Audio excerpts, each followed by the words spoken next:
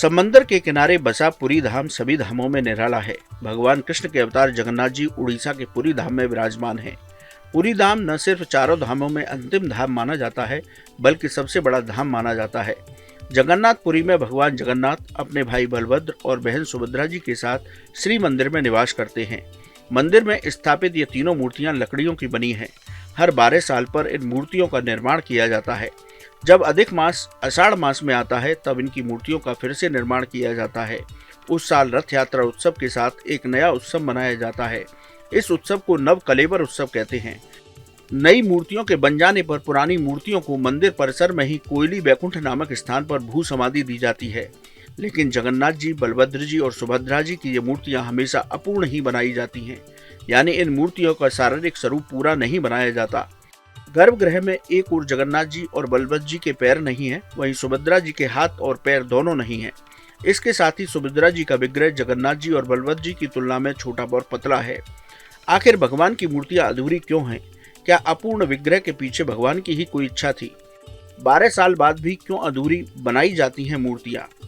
आइए इस वीडियो में आपको बताते हैं। पुराणों में भगवान की मूर्तियों को अधूरे रहने की एक कथा मिलती है।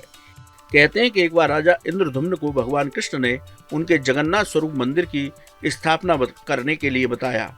इसी सोच विचार में राजा समुद्र के किनारे घूम रहे थे। तभी उन्हें एक लकड़ी का टुकड़ा तैरता हुआ दिखाई दिया। उनके मन में विचार आया कि क्यों न इसी लकड़ी से भगवान के श्री विग्रह तैयार करवाए जाएं। भगवान की मूर्तियां बनाने के लिए कुशल शिल्पी की जरूरत थी। शिल्पकार के बारे में राजा सोच ही रहे थे, तभी भगवान जगन्नाथ की प्रेरणा से देव शिल्पी विश्वकर्मा जी एक बूढ़े शिल्पकार के रूप में वहां पहुंचे। राजा ने उनसे भगवान जगन्नाथ, बलभद्र जी और सुभद्रा जी की मूर्तियां बनाने को कहा। तब विश्वकर्मा जी ने उनके सामने एक शर्त रखी कि मैं मूर्तियां तो बना दूंगा, लेकिन 21 दिन तक मेरे बंद कमरे को कोई खोलेगा नहीं। राजा ने शर्त स्वीकार कर ली।